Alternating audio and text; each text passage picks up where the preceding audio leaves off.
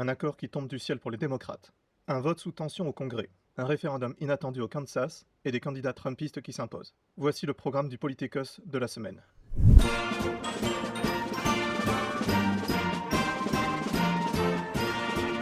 Big surprise in Washington. Senate Majority Leader Chuck Schumer and Senator Joe Manchin have struck a deal. C'est une entente que les démocrates n'attendaient plus.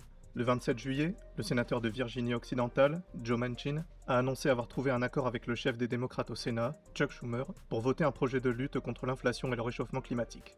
Farouchement attaché à la question du déficit fédéral et aux centrales à charbon qui peuplent son État, Manchin s'était jusque-là opposé à la plupart des plans de relance des démocrates. Il avait exprimé son inquiétude face au plan Big Back Better de Joe Biden, qui comptait plus de 2000 milliards de dollars d'investissement pour les infrastructures et le climat.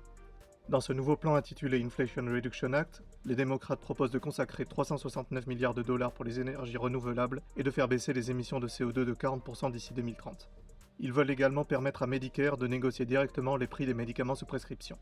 Ce plan serait notamment financé par l'instauration de la taxe de 15% sur les multinationales et permettrait aux démocrates de marquer un point important dans la course aux élections de mi-mandat.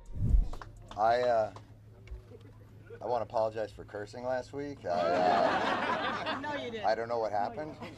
Ce n'est pas peu dire que les sénateurs républicains ont été sous le feu nourri des critiques cette semaine. Le Sénat a en effet débattu d'un projet de loi intitulé PACT Act, destiné à soutenir les vétérans d'Afghanistan et d'Irak qui auraient été exposés au cours de leur service aux fosses de combustion toxiques, des espaces d'incinération de déchets à ciel ouvert qui vont des déjections humaines à des produits chimiques toxiques, créant de nombreux problèmes de santé chez ces soldats. La semaine passée, 25 sénateurs républicains avaient bloqué cette proposition, provoquant la colère de nombreux vétérans américains.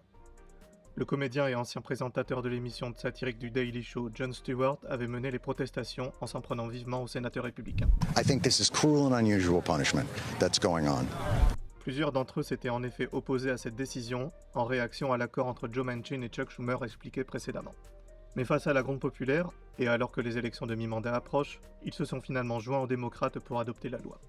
I'm not sure I've ever seen a situation where people who have already given so much had to fight so hard to get so little.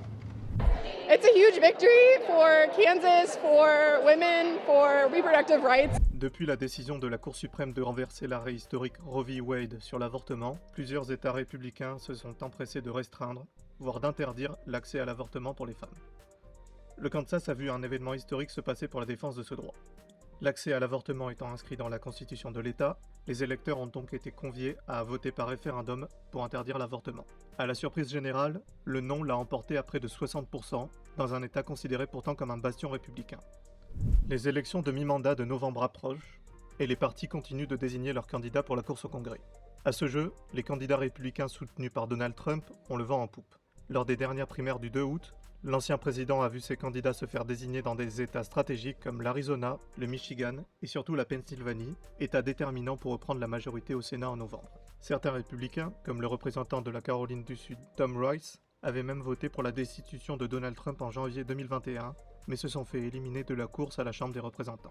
Ces résultats montrent que l'ancien président, malgré sa défaite en 2020 et les révélations sur son rôle durant l'invasion du Capitole du 6 janvier, continue d'exercer une influence conséquente au sein du Parti républicain. Voilà, c'était tout pour les actualités politiques américaines de cette semaine. Si cela vous intéresse, n'hésitez pas à vous abonner et à très bientôt pour un nouvel épisode.